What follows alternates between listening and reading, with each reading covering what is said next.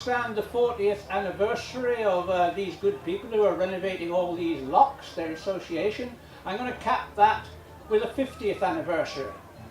50 years ago today, and this is going to be the last of my first set before the blessed Crispin descends upon you.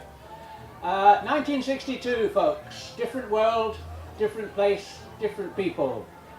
But some things don't change. Amnesty International was founded. The Cuban Missile Crisis came and went. Marilyn Monroe took an overdose in Hollywood. The Sunday Times launched a colour supplement. The last Gentlemen versus Players match took place. Private Eye was saved from closure by Peter Cook. The Telstar satellite went into space. A postman earned £10, 2 shillings and 6pence per week.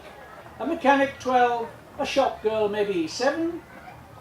A posh frock would have set her back 9 guineas and a decent pair of stockings 4 and 11.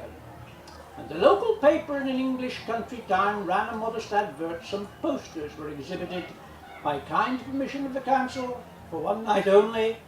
Stiletto heels and teddy boys prohibited. And the Beatles played in Stroud subscription rooms. Benjamin Britten's War Requiem had its premiere. Khrushchev complained that he couldn't understand jazz. Gary Powers was freed from a Soviet prison. 3 convicts swam to freedom from Alcatraz. TV showed The Origins of Man, Z-Cars, Steptoe and Son, space probes in transit to the moon, Dr. Finlay, and that was the week that was.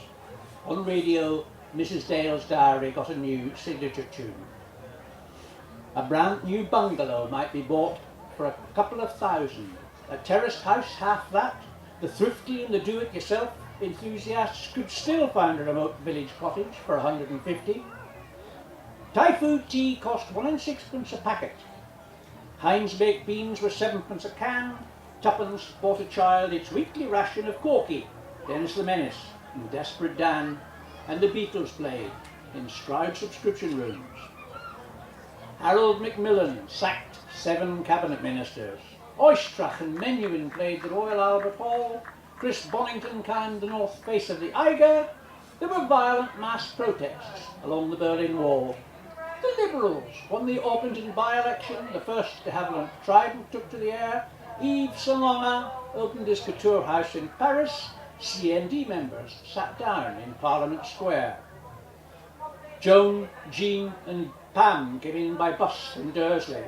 Dave, Phil and Mike marched down from Butter Row. Jeff offered Susie a lift on his Vespa scooter and sulked when she said she'd walk with her best friend Flo.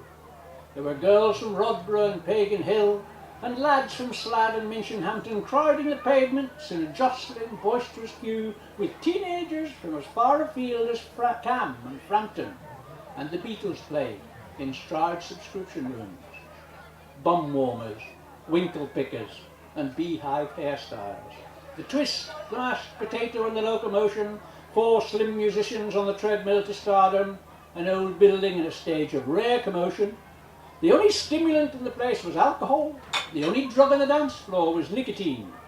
Later that evening, word has it that Paul McCartney walked to local beauty home, to Cash's Green, when the Beatles played in Stroud subscription rooms. Ladies and gentlemen, thank you very much. I'll see you a little bit later after Christmas.